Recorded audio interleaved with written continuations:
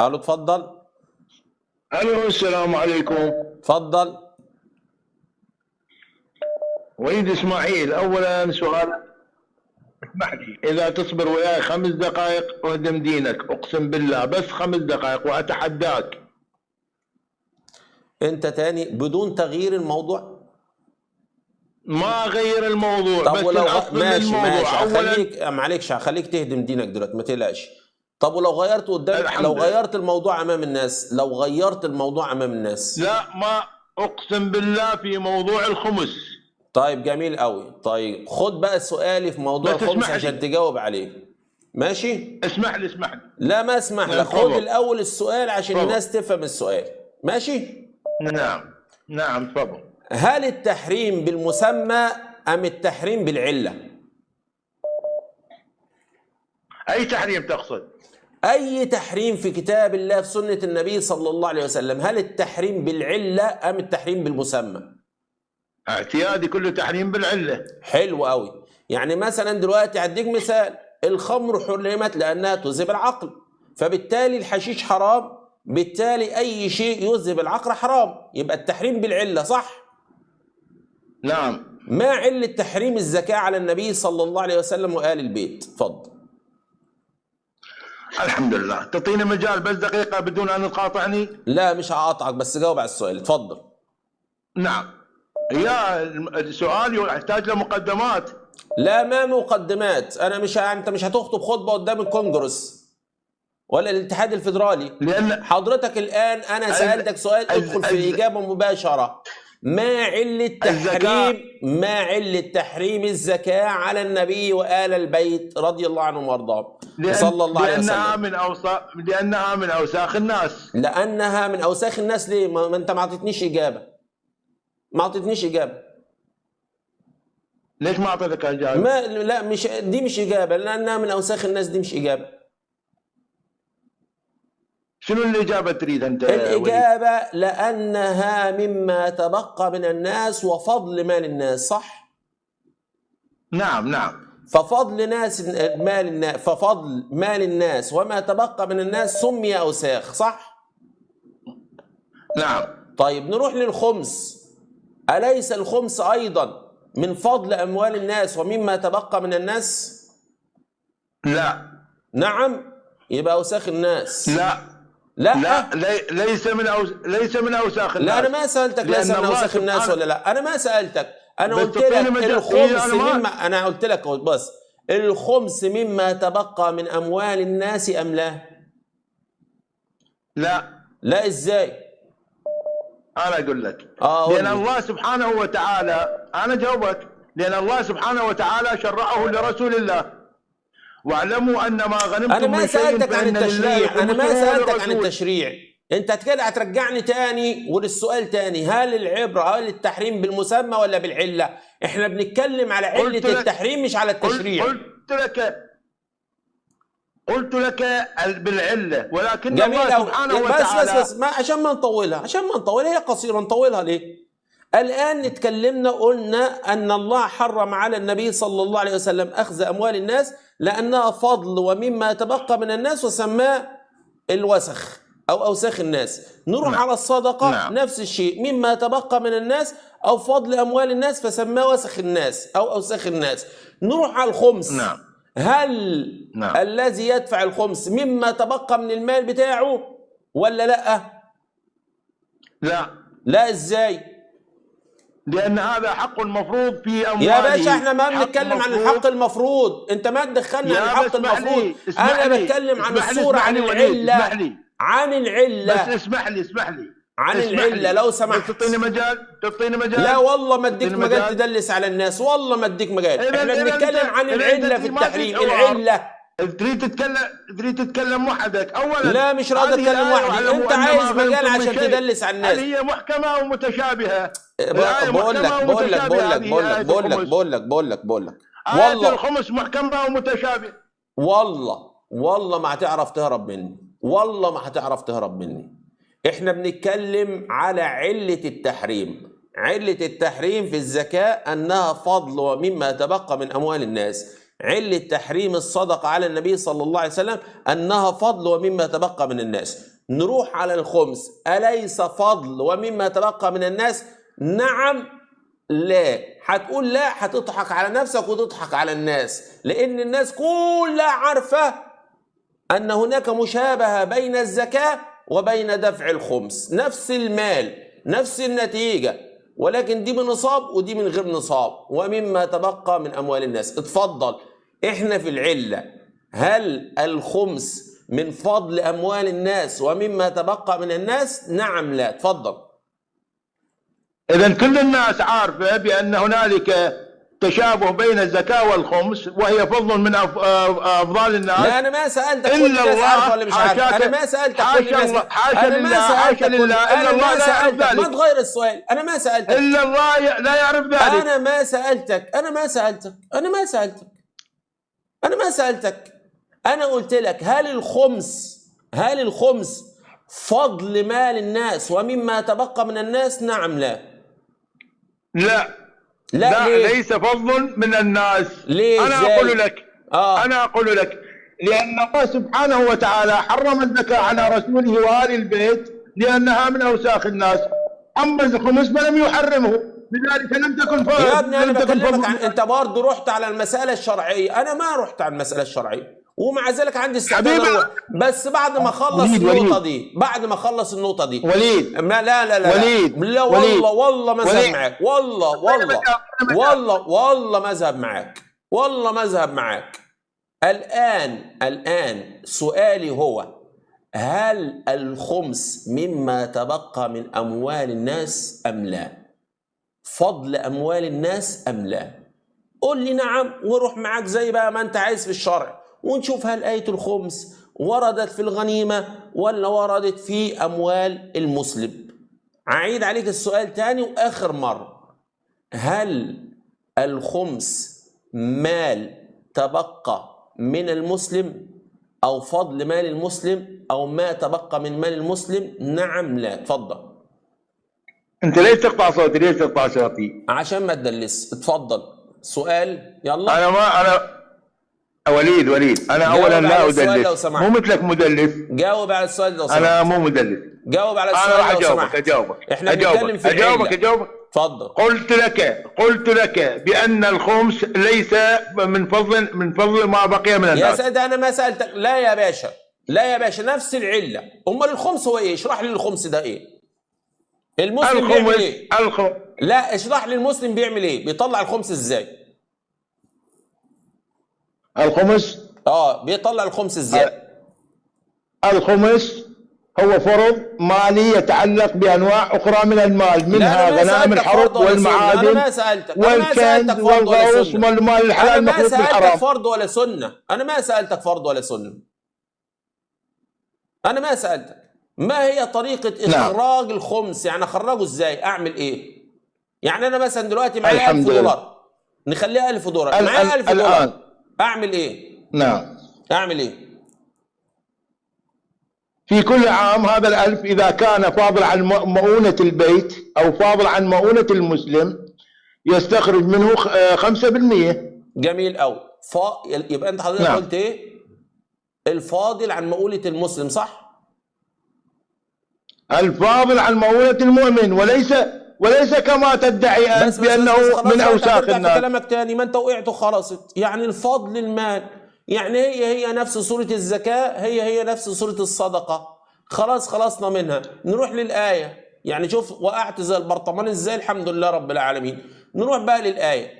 هل الآية معلش واحدة نعم. هل في الآية لو أنا ذكرت الآية دلوقتي جبت جميع بتوع اللغة العربية كلهم، سنة وشيعة ومجوس بس يعرفوا عربي، حتى الأمريكان لو حتى يعرفوا عربي، وقلتهم واعلموا أن ما غنمتم من شيء فأن لله خمسه، يبقى هنا الغنيمة تخرج مباشرة ولا تقعد سنة بتاعت غنائم الحرب؟ أجاوبك؟ هو أنت لسه هتقول لي أجاوبك؟ ما تجاوب وأنا ماسك إيدك ولا لسانك. واعلموا أن ما غنمتم من شيء فإن لله خمسه وللرسول ولذي القربى واليتامى والمساكين وابن السبيل. اسمعني يا أخي، ليش تقاطعني؟ قول الآية صح. طيب قول الآية صح. واعلموا أن ما غنمتم من شيء فأن لله خمسه وللرسول ولذي القربى واليتامى والمساكين. أيوة. هنا بقى الآية حضرتك، هنا الآية بس اعطيني مجال. أنا سألتك سؤال، معلش يا ما أسألك بالآية اعطيني مجال. لا ما أنا هل هذه الآية محكمة أو متشابهة عندك؟ ما جاوبتش على السؤال والله، أسألك السؤال. يا جاوبك بس جاوبني حتى. لو سمحت أسألك السؤال اللي في الآية، ألا وهو الآن لو قلنا، أو السؤال بتاعي عن غنيمة الحرب، سؤالي عن غنيمة الحرب. أنا بدعي أن غنيمة الحرب في الآية الكريمة بتاعة الخمس تخرج مباشرة، يعني بمجرد إن أنا أحصل على الغنيمة فأنا هطلع خمس الغنيمة، فالغنيمة هنا تطلع مباشرة. أنت بقى من خلال الآية منين جبت إن فضل المال يخرج أو الغنيمة بتاعة اللي هي المسلم تخرج بعد سنة؟ من خلال الآية جبتها منين؟ عن طريق أحاديث أهل البيت. الله أكبر. بوم تانية. يبقى الآية أساسا يبقى الآية أساسا ما بتتكلم عن الخمس اللي انتوا عايزينه، بتتكلم عن الخمس في غنائم الحرب. أقول لك ليه؟ لأن لو أن الآية تتكلم عن خمس المسلم فوجب على المسلم بنص الآية أن يخرج الخمس مباشرة، يعني بمجرد ان انا كسبت $100 اطلع منها الخمس. الآن خلصت كلامك؟ لا، جاوبني على المسألة ديت. اولا الغنيمة عامة، الغنيمة بالآية عامة. واعلموا ان ما غنمتم من شيء كل شيء غنمتموه، انا ما سألتك كل شيء غنمتموه هو هذا داخل في الخمس. والله ما سؤالي. أنا سألتك عن خروج الخمس مباشرة. اتكلمنا في غنيمة الحرب وقلنا أنها تخرج مباشرة، وده باتفاقي أنا وإنت، تمام؟ أنا بتكلم دلوقتي على مسمى الغنيمة اللي هو يختص بالمسلم اللي انتوا قلتوه. هل مسمى الغنيمة في الآية مش في الحديث، في الآية يخرج مباشرة ولا ما يخرج مباشرة؟ الطين بالآية موجود مباشرة. الحمد لله. يبقى الآية ما بتتكلم عن خمس المسلم اللي انتوا بتتكلموا عليها، صح؟ إذا لا الطين مجال. الطيني أنت تقول مباشرة في غنيمة الحرب. مجال تدلس والله. لا الطين مجال. وليد لا تاخذني بالصوت، الآن أنت هاخد من كلامك. بس الطين مجال وياك. هاخد من كلامك وجاوبك. الطين مجال. والله أنت سألت وجاوبتك. خليك تهرب ولا تدلس. هاخد من كلامك. انت قلت ان الآية ما فيهاش السنة. حلو، اتفقنا. الآية ما فيهاش السنة. لا ما اقول ما فيها السنة. الطيني انت تقول بانها في غنيمة الحرب وادعيت بانها لا تخرج مباشرة. الطيني كلمة مباشرة في الآية. اسمعني ما تغير كلامي. انا قلت الغنيمة المقصود بها غنيمة الحرب تخرج مباشرة. انت قلت غنيمة الحرب. أيوة، انت قلت غنيمة الحرب في الآية. تدي نفسك فرصة تسمعني هتلاقيني انا بقول الكلام. انا بقول وبدعي ومنطوق الآية ولفظ الآية يقول أن غنيمة الحرب الموجودة في الآية تخرج مباشرة، ولا يختلف على ذلك اثنان. خلاص ننتقل. اعطيني كلمة مباشرة بالآية. اعطيني كلمة مباشرة بالآية. واعلموا أن ما غنمتم من شيء فأن لله خمسه. ومفيش تأجيل، مفيش أي حاجة. مفيش تأجيل. وين التأجيل هنا؟ مفيش تأجيل. وين ماكو تأجيل؟ واحدة. وين ماكو تأجيل؟ مفيش مشكلة. أنا هحلها لك من ناحية تانية عشان ما بحبش اللف والدوران. دلوقتي واحد اولا وليد اسمح لي ثانيتين بس. سالتني سؤال وخليني اجاوب. سالتني سؤال لا ثانيتين بس قبل لا تجاوب. لا والله لا جاوب. حوارك حلو وليد، بس اعطيني مجال. والله لا جاوب. لا بس ثانية واحدة. خلاص قطعت عليك الصوت عشان اعرف اجاوب. انت سالتني سؤال وخد الاجابه. صحابه النبي صلى الله عليه وسلم لما كانوا في الحرب مع النبي صلى الله عليه وسلم كانوا بيخرجوا الغنيمة بعد سنة، ولا لما بيرجعوا بياخدوا الغنيمة وبيرجعوا الديار بتاعتهم بيخرجوها؟ سؤال بسيط وظريف. خلاص يبقى لما كانوا بيغنموا على عهد النبي صلى الله عليه وسلم كانوا بيقعدوا سنة ويطلعوا الغنيمة، يعني بيطلعوا الخمس من الغنيمة، ولا لما كانوا بيرجعوا من الديار بيحصل التقسيمات وبيطلعوا الغنيمة. اتفضل جاوبني يلا. الآن فتحت الصوت؟ فتحته. لما اقول لك اتفضل جاوبني فتحته. أولا الآية محكمة أو متشابهة عندك وليد؟ بص، قفلت عليك الصوت عشان ما تدلسي. انا ما سألتك الآية محكمة ولا متشابهة، انا ما سألتك. انا سؤالي ردا عليك وبكل اختصار، الصحابة لما كانوا بياخدوا الغنيمة كانوا بيقسموها ازاي؟ مش لما يرجعوا الدار او ديارهم كانوا بيقعدوا يقسموا الغنيمة، ولا كانوا بيقعدوا سنة وبعدين يدوها للنبي صلى الله عليه وسلم؟ ملهاش خيار ثالث، اما بيقسموها لما بيرجعوا الديار او بيقعدوا سنة. اتفضل بقى، فتحت عليك الصوت. بعد رسول الله الخمس هل أعطاه أبو بكر وعمر إلى أولي القربى؟ بص يا اخوانا، انا بسأل فين وبقول لك بعد رسول الله ابو بكر وعمر عطوا القربى غنيمة. شوف، لازم يغير الموضوع. عارفهم انا. او سيادة المعمم لما اتورط غير الموضوع. هل الصحابة كانوا بيدوا الغنيمة، ابو بكر وعمر بيدوا الغنيمة لآل البيت؟ هو ده انا كلامي ولا ده سؤالي؟ اخر فرصة ليك. سؤالي هو، صحابة النبي صلى الله عليه وسلم عندما كانوا يغنمون شيئا من الحروب كانوا بيأدون النبي صلى الله عليه وسلم عند رجوعهم إلى الديار، ولا كانوا بيقعدوا سنة وبعدين يدون النبي؟ اتفضل يلا. سؤالين بسيطات ما جاوبتهن. هل الآية محكمة أو متشابهة؟ وهل أبي بكر أعطى الغنيمة لذي القربى؟ أهو ده بقى عايز له إيه؟ بالشيالة وما اشوفش وشك هنا تاني. خليكم رجال، خليكم رجالة. جاوبوا على الأسئلة. الناس احتارت في موضوع الخمس.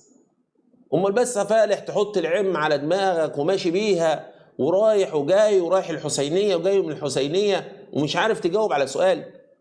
هو احنا سؤالنا في ان ابي بكر وعمر عطوا الغنيمة لأهل البيت ولا ما عطوهاش؟ ولا احنا كلامنا في ان الآية متشابهة ولا الآية محكمة؟ انا سألتك سؤال، احنا كان سؤالنا هو هل الغنيمة تخرج مباشرة ولا تقعد سنة؟ ده السؤال. شفتم يا اخوانا؟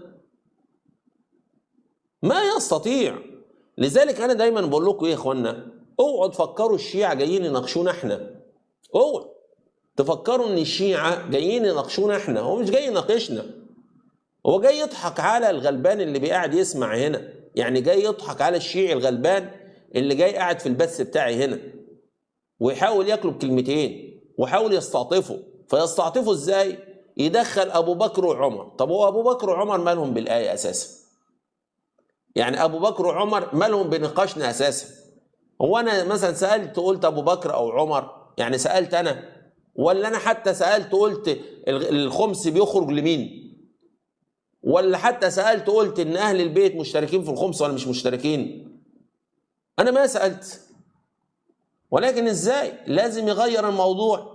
لذلك انا شرطت عليه قلت له ما تغير الموضوع، لان عارفه معمم اول حاجه كذاب، ما بيستحي من الكذب، ودايما تلاقيه عامل زي الغزاله كل شويه ينط من موضوع لموضوع. اتفضل يا ابو العباس. السلام عليكم، شلون احوالك شيخ؟ والله بخير حال يا ابو العباس، اتفضل. حياك الله وبارك الله بك. عندي مداخله واجابه لاحد الاخوان اللي سالك انه هل كان بعد وفاه رسول الله هل كان الخلفاء يعطون الخمس لآل البيت؟ اريد اجاوبه هذا. اقول له انه ام الامام زين العابدين امه الم تكن كانت التي اعطاها عمر بن الخطاب الى الامام علي جاريه من غنائم الفرس. الغنائم اعطاها لعلي، وعلي اعطاها للحسين زوجها وولدت الامام زين العابدين. الم يكن اهل البيت ياخذون الخمس؟ كانوا ياخذون الخمس والخلفاء يعطوهم الخمس. بس هي الاشكاليه كلها بيدوم الخمس منين؟ من مال المسلم ولا بيدوم الخمس من الغنائم؟ لا من الغنائم. بس من الغنائم الحروب. كانوا فتحوا فارس، بلاد فارس، وهناك جواري. واحدة الجواري اسمها شاه زنان اعطاها الخليفة عمر بن الخطاب للامام علي. والإمام علي أعطاها زوجها لولده الحسين، ولدت الإمام زين العابدين. نعم. إذن كانوا جوابي إلى هذا الشخص الذي كان يتصل عليك، نعم كانوا أهل البيت يأخذون خمس الغنائم، يأخذون الخمس. نعم. خمس الغنائم وليس خمس المكاسب وما فاض عن مؤنة السنة. ما هي النقطة اللي احنا بنناقشها دلوقتي يا أبو العباس، ليه دايما الشيعة يلجؤون دايما للمتشابه؟ يعني أنا دلوقتي الآية دي لو افترضناها من المتشابهات يا سيدي، ليه دايما الشيعي بيحاول يثبت دايما دينه بالمتشابه؟ واللي هيجنني والعياذ بالله، يعني مش عارف أنا، سبحان الله. يعني شوفوا من رحمة ربنا، جعل لنا صدقة وجعل لنا زكاة. الزكاة فرضت على الأغنياء، ولازم يوصل لنصاب معين عشان يبقى غني ويطلع الزكاة، وفي نفس الوقت ما حرم الفقير من أنه هو يطلع شيء لله باسم الصدقة الغير واجبة. يعني أنا ممكن أبقى فقير ومعيش إلا 20 جنيه في جيبي، ممكن أتبرع بيها كلها، ممكن أتبرع بنصها، فأباح ليك الشرع ده. لكن هو الرب يفرض عليا 2.5%، وبعدين يفرض عليا تاني 20% لنفس المصادر، بس زاد عليهم النبي. طب ازاي؟ ما هي نفس المصادر يا اخوان.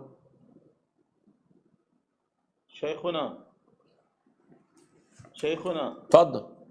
حقيقة بين يدي كتاب الآن، كتاب بدون ما أجيب عنوانه، ولكن هذا الكتاب يفسر القرآن. لاحظ أنت يعني جبتها تقول على فقهاء الشيعة يستخدمون المتشابه أو كذا، فقهاء وليس الأئمة، ليس أهل البيت الحقيقيون. أنا أتكلم عن الفقهاء في عصر الغيبة الذين خلا لهم الجو، يفسرون القرآن تفسير ما أنزل الله به من سلطان. سبحان الله.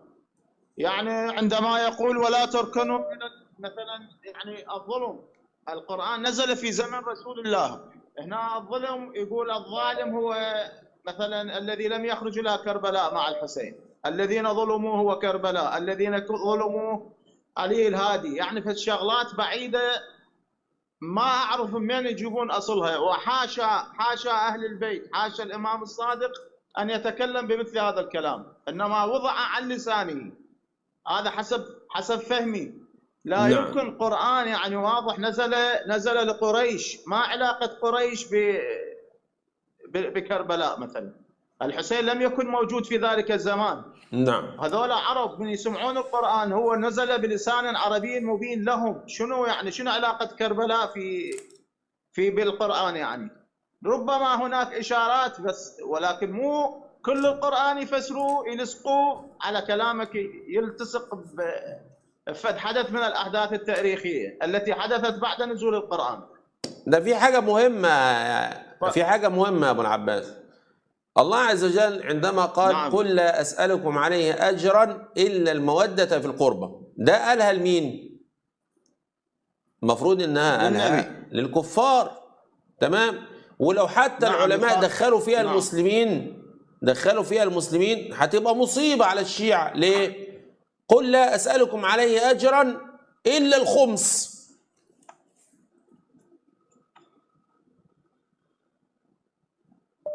الدليل شلون؟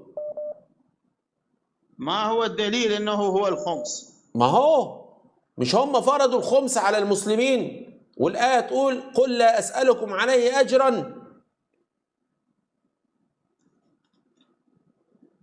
أجرا يعني قصدك دي عايز 40 بوم دي. كلش قوية هاي، عايز 40 بوم. قل لا أسألكم عليه أجرا إلا المودة في القربى، يعني اعطوني الخمس. لا يعني ادوني الخمس بقى. ازاي مش عايز اجر وفي نفس الوقت بيطالب المسلمين بالخمس؟ شيخنا لا بأس لا بأس، أنا سأجي تنزلا جدلا سنقول نعم إنه هو الخمس أجر رسول الله. ما علاقة الفقهاء والمراجع الآن بهذا الأجر؟ شنو علاقتهم؟ ليش ياخذوا؟ ما أعرفش ما أعرفش. يقول لك يعني بياخد خمس الإمام، خمس الإمام ياخد خمس الراجل كله 20%، والمفروض إن الإمام أساسا ليه خمس الخمس.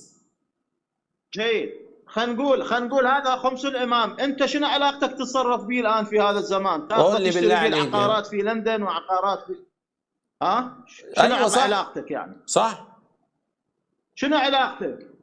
وإذا ما أنطيك الخمس أطلع أنا كافر وزنديق وملحد وخارج من الملة وخارج من الإسلام وعاصي لرسول الله. إذا ما أنطيتك إياه إلك أو لأبنائك، ليش؟ من وكلك أنت باستلام الخمس؟ حتى لو كان فرضا موجود، من خولك؟ الله المستعان. والله الله المستعان. والله لو الشيعي فكر شويه هيلاقي ان كلامنا بغض النظر سنه ولا شيعه ولا مش عارف ايه ولا الحكايه ولا شغل الديوك اللي بيحصل ده، لو فكر شويه هيلاقي كلامنا مظبوط، هيلاقي كلامنا مظبوط. شيخنا مداخلة فعلا بخصوص هذه الآية، اتركنا الآن من خمس أرباح المكاسب. هذه الآية هل معطلة الآن لو مستمرة إلى يوم القيامة؟ المفروض يعني مستمرة إلى يوم القيامة. مستمرة إلى يوم القيامة. هنبدل يعني بقى الآية عند الشيعة: قل لا أسألكم عليه أجر، لا بل أسألكم عليه الخمس. هاي موجودة عندنا عند الشيعة، ما سامع بها أنا. لا أنا بقول لك هنستبدلها بقى، يعني عند المسلمين قل لا أسألكم عليه أجرا إلا المودة في القربى، لا بقى هتتبدل الآية قل لا أسألكم عليه أجرا إلا الخمس، ونشيل كلمة المودة دي ونحط بدالها الخمس.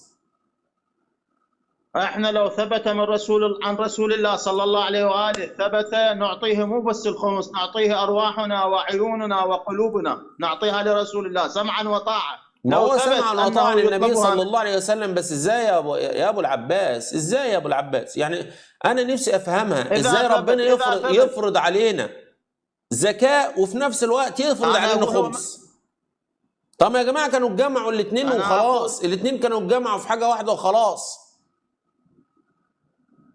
لا احنا نقول لو ثبت فعلا، لو كان رسول الله ايوه معاك، انا معاك، ويفرض علينا، نحن نقول له سمعا وطاعة، ولكن ما يعني مع احترامي لحضرتهم ناس محترمين، ولكن ما أعرف بعض الأحيان يضعون أنفسهم في مآزق، يعني في مواقع غير طيبة بصراحة. أنا أحكي عن الفقهاء يعني، ولا أتكلم عن فقهاء المعاصرين، لا أتكلم عن الفقهاء المعاصرين، إنما الفقهاء في عصر الغيبة كالطوسي والمفيد والحلي وغيرهم. هؤلاء كيف وضعوا هذه واعتبروها دين وهي ليست من الدين، ليس فيها نص من رسول الله ولا من القرآن ولا من رسول الله ولا من أحد الأئمة المتقدمين. نعم. ما أعرف كيف وضعوها يعني بصراحة.